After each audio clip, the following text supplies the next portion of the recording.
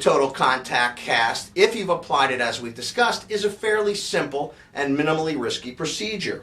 We know that we have the anterior tibial pad, but of course the goal of this is to basically create clamshell cuts.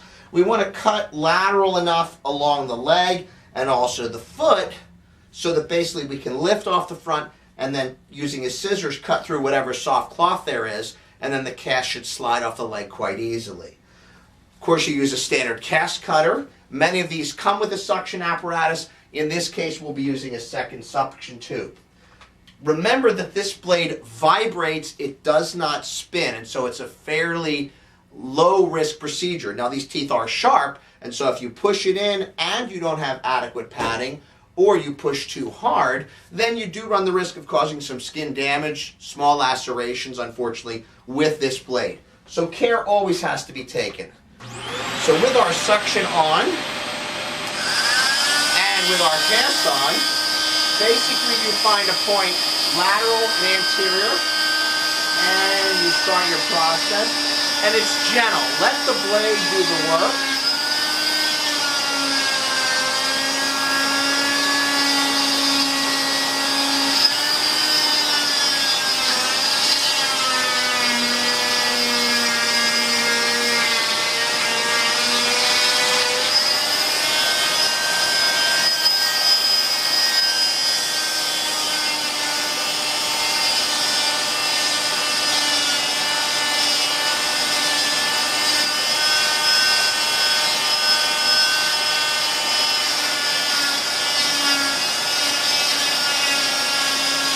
And you don't need to push hard.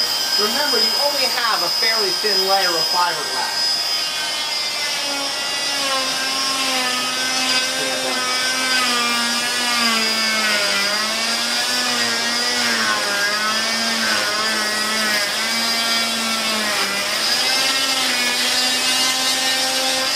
One hand on the saw, one hand on the leg for stability, and then come right up.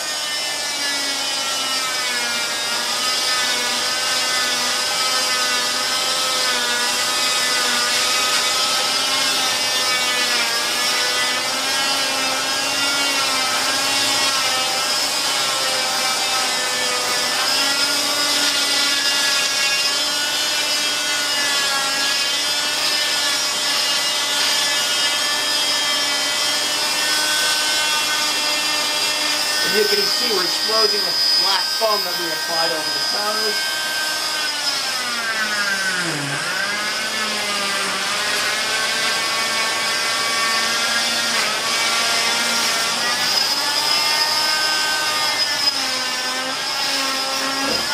You'll know that the cast is completely tight when you get a sudden separation of the cast material.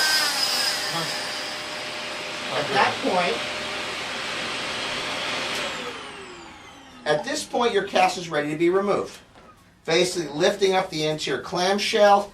If you've got areas that are connected, you have a scissors, and of course it's a simple process to just cut below. And you work both sides of the cast.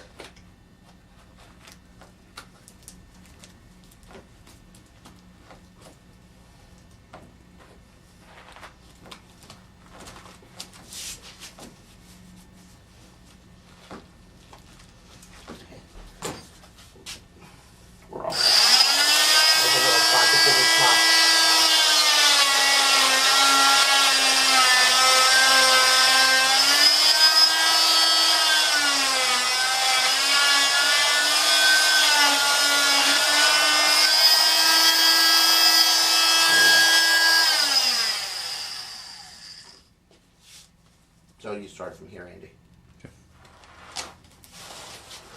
The anterior surface of the clamshell is now off.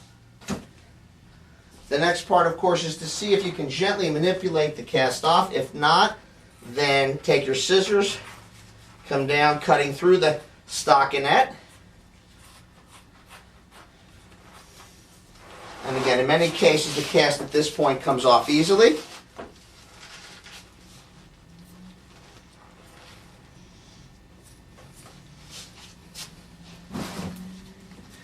And then remove the cast as tolerated. Cut off the cottonette if you need to. Roll it down over the heel. Gently move it away from the anterior foot. And then last but not least, the chance to see just how well your diabetic foot ulcer has healed.